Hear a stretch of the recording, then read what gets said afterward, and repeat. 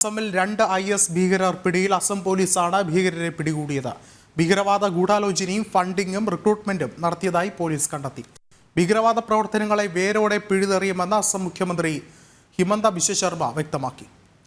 കൂടുതൽ വിവരങ്ങളുമായി ഡൽഹിയിൽ നിന്നും ജിഷ്ണു കൃഷ്ണൻ ചേർന്നുണ്ട്. ജിഷ്ണു, നിലവിൽ പോലീസിന്റെ ഭാഗത്തു നിന്നുണ്ടാകുന്ന വിശദീകരണങ്ങൾ എങ്ങനെയൊക്കെയാണ്?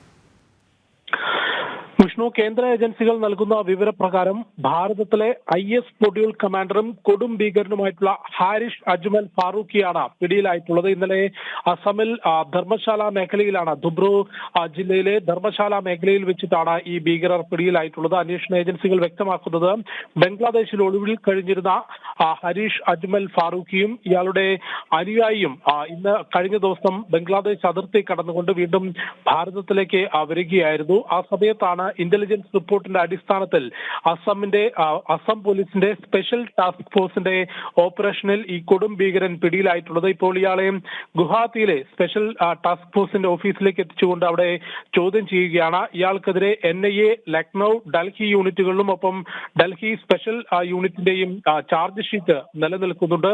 ഭാരതത്തിൽ ഭീകരവാദ പ്രവർത്തനങ്ങൾക്കായി സാമ്പത്തിക സമാഹരണം, യുവാക്കളെ റിക്രൂട്ട് ചെയ്യൽ, വിവിധ സ്ഥലങ്ങളിൽ നടന്നിട്ടുള്ള IED സ്ഫോടനങ്ങൾ, ഇവയിലെല്ലാം തന്നെ സൂത്രധാരനും അത്തരം ഭീകരവാദ പ്രവർത്തനങ്ങൾ ഭാരതത്തിൽ ഏകോപിപ്പിക്കുകയും ചെയ്തിട്ടുള്ളത് ഇപ്പോൾ പിടിയിലായിട്ടുള്ള ഹാരിഷ് അജ്മൽ ഫാറൂഖിയാണ് എന്നാണ് NIAയും ഒപ്പം കേന്ദ്ര ഏജൻസികളും എല്ലാം തന്നെ വ്യക്തമാക്കുന്നത്. ഏതായാലും ഭീകരവിരുദ്ധ പോരാട്ടത്തിൽ വലിയൊരു പോരാട്ടമാണ് ഇപ്പോൾ അസം ടാസ്ക് ഫോഴ്സിന്റെ ഭാഗത്തു നിന്നുണ്ടായിട്ടുള്ളത്. ഭാരതത്തിൽ IS മൊഡ്യൂളിന്റെ കമാൻഡറായി പ്രവർത്തിച്ചിരുന്ന കൊടും ഭീകരൻ ഹാരിഷ് അജ്മലിനെയും അനുയായിയും പാനിപ്പത്ത് സ്വദേശിയുമായിട്ടുള്ള അനുരാഗ് സിംഗിനെയുമാണ് ഇപ്പോൾ അസം പോലീസ് കസ്റ്റഡിയിലെടുത്തിട്ടുള്ളത്. ഇവരെ കൂടുതൽ ചോദ്യം ചെയ്ത് വരികയാണ്. ജിഷ്ണു, ഒപ്പം തന്നെ ഏറ്റവും പ്രധാനപ്പെട്ട കാര്യം അസം മുഖ്യമന്ത്രി ഹിമന്ത ബിശ്വ ശർമ്മയുടെ വാക്കുകളാണ്. ഒരുപക്ഷെ ഇത്തരത്തിലുള്ള ഭീകരവാദ ശക്തികളെ പൂർണ്ണമായും വേരോടെ തുടച്ചു നീക്കുമെന്നുള്ള അദ്ദേഹത്തിന്റെ ശക്തമായ നിലപാട് കൂടി പുറത്തു വരികയല്ലേ?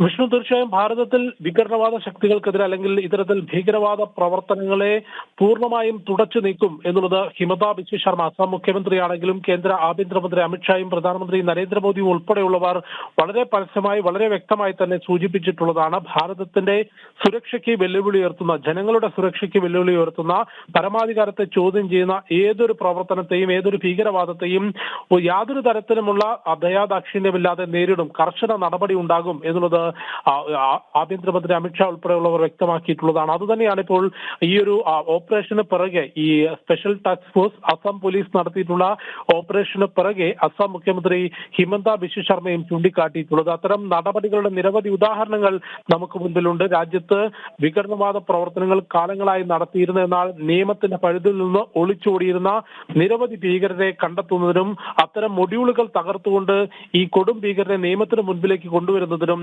കഴിഞ്ഞ സമയങ്ങളിൽ കേന്ദ്ര അന്വേഷണ ഏജൻസികൾക്കും വിവിധ സംസ്ഥാന ഏജൻസികൾക്കും സാധിച്ചിട്ടുണ്ട്. അതിന്റെ ഏറ്റവും ഒടുവിലത്തെ ഉദാഹരണമാണ് ഇപ്പോൾ IS മൊഡ്യൂളിലെ കമാൻഡറും കൊടും ഭീകരനുമായ ഹരീഷ് അജ്മൽ ഫാറൂഖ് കൂടി പിടിയിലാവുന്നതോടെ വ്യക്തമാക്കുന്നത്. ഇയാളെ ചോദ്യം ചെയ്തതിൽ നിന്ന് ലഭിക്കുന്ന വിവരങ്ങളുടെ അടിസ്ഥാനത്തിൽ തുടർ നടപടികൾ, റെയ്ഡുകൾ, അറസ്റ്റുകൾ അടുത്ത ദിവസങ്ങളിൽ ഉണ്ടാകും എന്നും മനസ്സിലാക്കുന്നുണ്ട്. വിഷ്ണു, വ്യക്തമാണ്. അസമിലാണ് IS ഭീകരർ പിടിയിലായിട്ടുള്ളത്. ജിഷ്ണുവാണ് വിശദമായ റിപ്പോർട്ടുകളും പങ്കുവച്ചത്.